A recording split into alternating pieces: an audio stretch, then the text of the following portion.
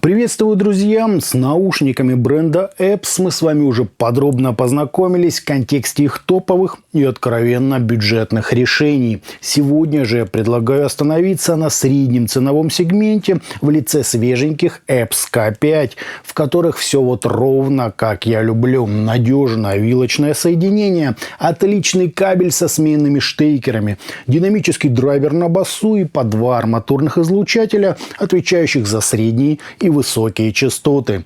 Не исключаю, что именно эту модель подавляющее число меломанов отметит как наиболее сбалансированную и интересную по своему звучанию. Собственно, друзья, поехали!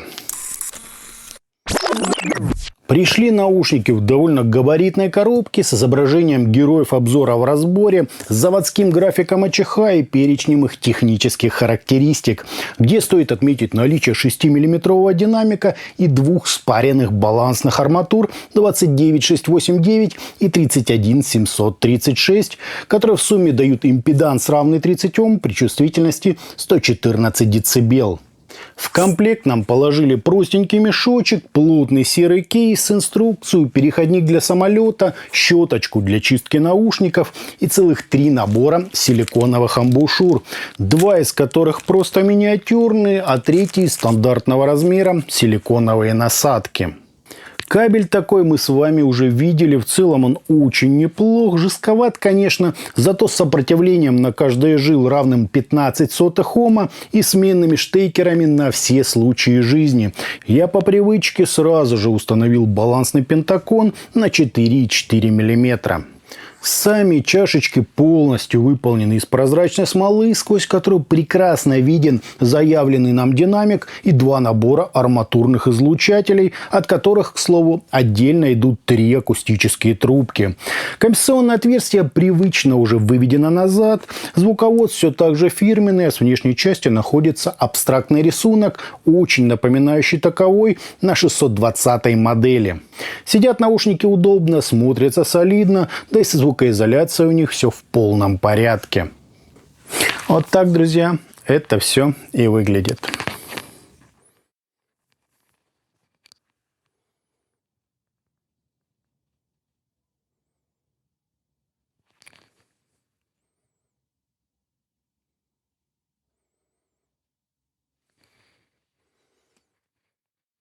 По измерениям у нас достаточно быстрый по атаке импульс, небольшие расхождения между левым и правым каналом и искажения в пике, достигающие 0,5%, что очень неплохо.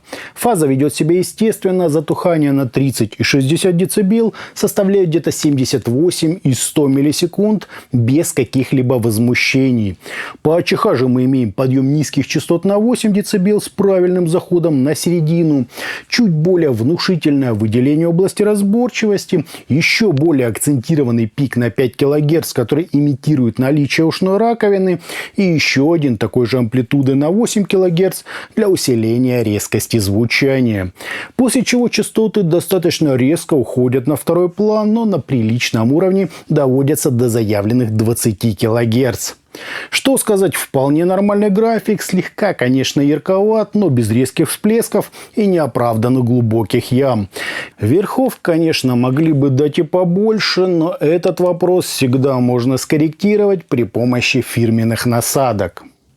В плане звучания же K5 оказались достаточно самобытным проектом. Сначала мне показалось, что их правильно было бы сравнивать с AS24, однако КЗ заметно ярче и в эмоциональном плане спокойнее. Так что, увы, но характер у них не совсем тот. Если же сравнить K5 с динамическими DeFi, то по объему и мелодике они, конечно, схожи, но Epps ярче, детальнее и контрастнее данной модели. Последние, что также схожи с героями обзора, это уже немного нашумевшие SIMGOT EV200. Они тоже четкие, драйвовые и крайне техничные, но на фоне K5 слишком уж плоские. То есть герой обзора – это модель, грамотно сочетающая в себе достоинства EV200 и DeFi. От первых у них энергия, задор и высокая прорисовка нюансов, а от вторых – объем, глубина и некоторая такая магнетичная привлекательность. Сначала я взялся за тестирование К5 с их родными зелеными насадками, и вроде все нормально. Но лично мне в такой конфигурации постоянно не хватало яркости на самом верху. В тех же EV200 перкуссия чуть ли не перед тобой, а в К5 кажется какой-то задвинутой. Кто-то, конечно, скажет, что так и должно быть, но на графиках видно, что отличия у них в очень узком спектре. Именно в этот момент я и вспомнил про насадки КБИР-07, которые как раз слегка акцентируют края диапазона.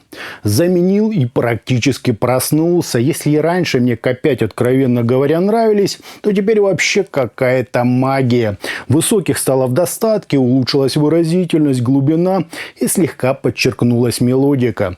То есть в плане задора или, если хотите, драйва, EV200 теперь им даже в подметке не годятся. Впрочем, ценник там тоже довольно-таки отличается. Ну и по яркости Эпс не такие агрессивные, как Симгод.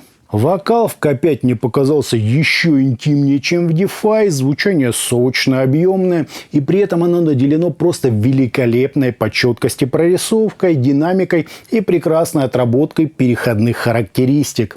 Между динамическим басом и массивом из арматурных излучателей практически не чувствуется перехода, а музыкальное полотно кажется цельным и максимально естественным. Да, если сильно копать, то бас не такой прозрачный, как весь остальной диапазон, но это если вот прямо придираться.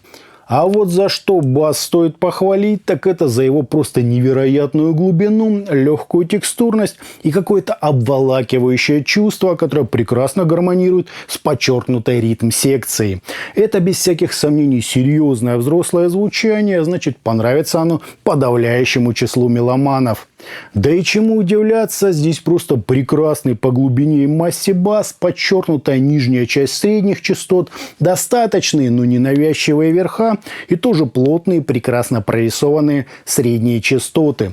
Из тех случаев, когда акустическими инструментами буквально заслушиваешься, настолько подробно и выразительно они звучат. Я в них буквально наслаждался джазом, роком, разнообразной электроникой и, естественно, оркестровой музыкой. Хотя к последней у меня все-таки есть одно маленькое замечание. Несмотря на просто гениальное разделение инструментов, достаточное количество воздуха, точность позиционирования и уровень прорисовки каждого из тембров, пространство в глубину мне показалось слегка уменьшенным. Впрочем, это вполне может быть из-за той самой интимности звучания, о которой я уже упоминал. По источнику никаких требований наушники не накладывают, избегайте только чего-то откровенно дешевого. Поверьте, эти наушники достойны намного большего. А так они докажут вам, что техничность, мелодика и тембральная глубина вполне способны соседствовать в одной единственной модели, превращая каждую композицию в чистое удовольствие и раскрывая перед вами просто бурю эмоций, заложенных в нее музыкантами. Не так круто, конечно, как в Yanding Canon 2, но за их цену это просто гениально. Реально крутой взрослый звук в среднебюджетном сегменте. Признаюсь, мне они даже показались более интересными, чем нашумевшие Orchestra Lite, а по цене в 2 раза дешевле. Отличные наушники, только напомню, что насадки в них я заменил на КБИР-07. Стоковые все-таки чуть скрадывают их возможности.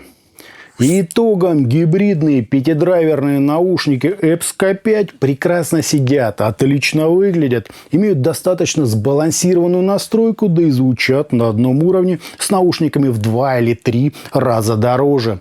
Это действительно четкое, прозрачное звучание с акустически правильной массой, великолепной глубиной низких частот, прекрасной выразительностью, тембральным объемом, мелодикой и, что еще важнее, жирным таким акцентом на эмоциональной части. Оттого затягивает в них буквально с первых минут прослушивания. Ну и отдельно отмечу довольно безопасные верха, которые избавят вас от лишней рези, яркости и грязи сэмплирования. По мне так все очень достойно. Из пожеланий хотелось бы настройку, которая чуть-чуть приподнимала бы верха. В остальном, как для своей цены, это просто космос. А на этом у меня все. Это были наушники Эпс К5. Не забывайте, что у нас есть группы ВКонтакте и Телеграме. Всем, друзья, добра!